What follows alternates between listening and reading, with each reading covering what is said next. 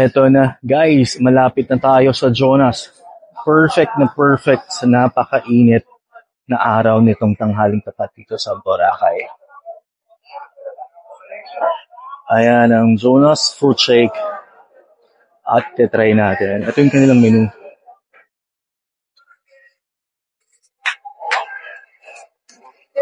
Tingnan natin kung anong best seller sa kanila. Ayan, si Ate Suzette ng Jonas. Ate, ano ba ang best seller mo rito? Yung may mga lahat sir na naka-thumbs up. Alright. Pero yung signature po namin, yung banana choco peanut. Banana choco peanut. Sige, try natin yung banana choco peanut. Habang hinihintay natin ang ating fruit shake, guys, tingnan nyo kung gaano kaganda ang araw at kung gaano kaganda rito sa beachfront ng Boracay. Maganda siya ngayon, medyo high tide, so malapit-lapit dito sa dalampasigan yung tubig. Hindi mo na kailangan lumayo pa para lang makapag-swim. At itong Jonas na pinuntahan natin ng branch na to, beachfront. Andito lang siya.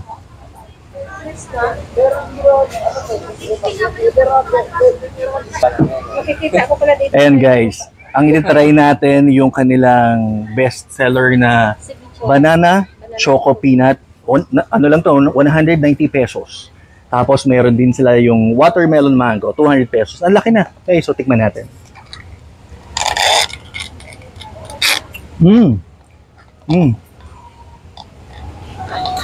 Masarap.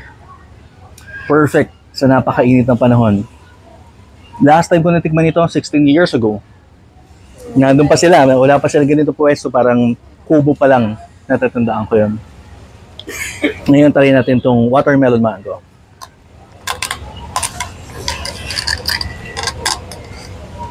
Masarap. Kailangan talagang itry ito every time na pupunta ka ng Boracay. And guys, ayan. Nahanap na natin kung nasa ng Coco Mama. Ngayon ititry na natin kung ano ang best seller sa kanila. Tara, order na tayo.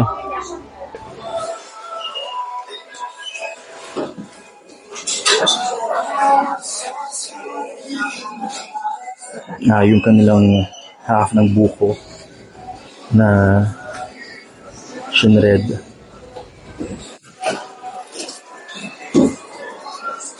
Tapos nalagyan ng pandan na ice cream and coconut ice cream.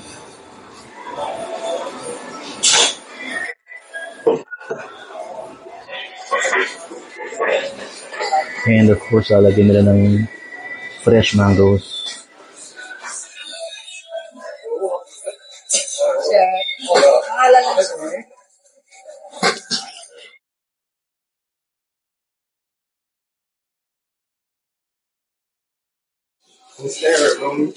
At meron silang nilagay na pinipig and ayan, tatry na natin.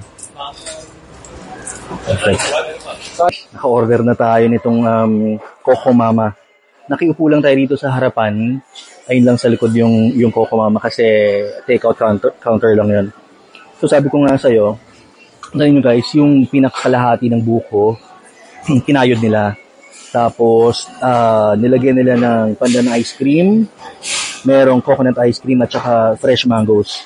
May pinipig din at saka parang, tingin ko, ano ito, organic na red rice, na parang biko, ginawa nilang biko. Ayun, tikman natin. Haluin natin nasa ilalim.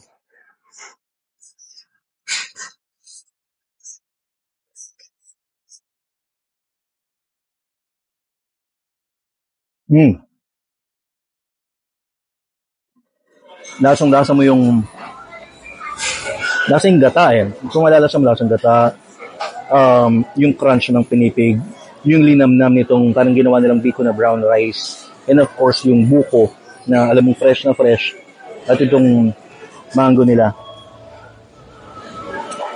Philippine mango na matamis. Ito ang isa sa mga dessert na hindi mo po pwedeng hindi tikman kapag nagpunta ka ng Boracay. Dahil talagang masarap siya. Kaya guys, ano pang hinihintay nyo? Pagpunta nyo rito, itry nyo rin to. Ang presyo nito ay 320 pesos. Ang isang ganito. So, kalahating buko has na siya. 320 pesos lang to. Alright?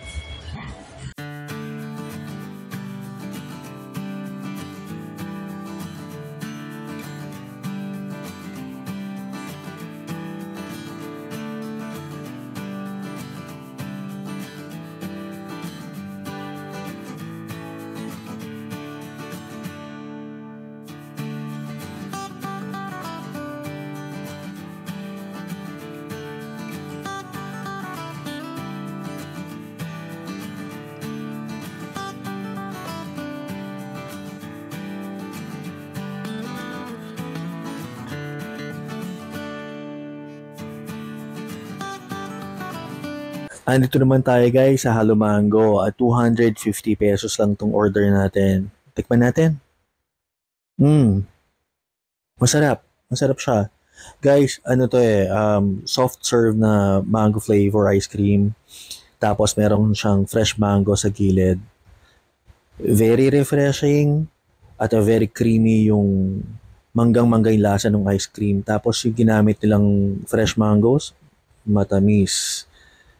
Dito tayo ngayon guys sa labas kumakain kasi bukod sa mahaba yung pila sa pag-order, puno na rin yung upuan sa loob. Anyway guys, ang sarap yung kumain dito sa medyo warm yung hangin dito sa labas, tapos very cold ice cream naman yung kinakain natin. Sabi ko nga malaki yung serving nila sa halagang 250 pesos. Pwede nitong paghatian ng 2 or 3. Andito tayo ngayon sa D-Mall at susubukan natin at titikman natin ang sikat na ube mama. First time natin titikman to. Halika, order na tayo.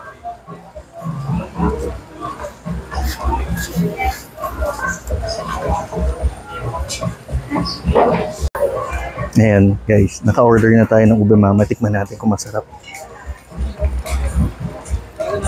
Well, meron siyang ube ice cream. Tapos, meron din siyang grated na parang halaya. Okay. Meron siyang halaya sa gilid. Tapos, meron din siyang, I think this is makapuno. Hindi yung bilo-bilo. Yung malagkit na bilo-bilo. Tapos, merong ice cream sa ibabaw. Tapos, merong cornflakes.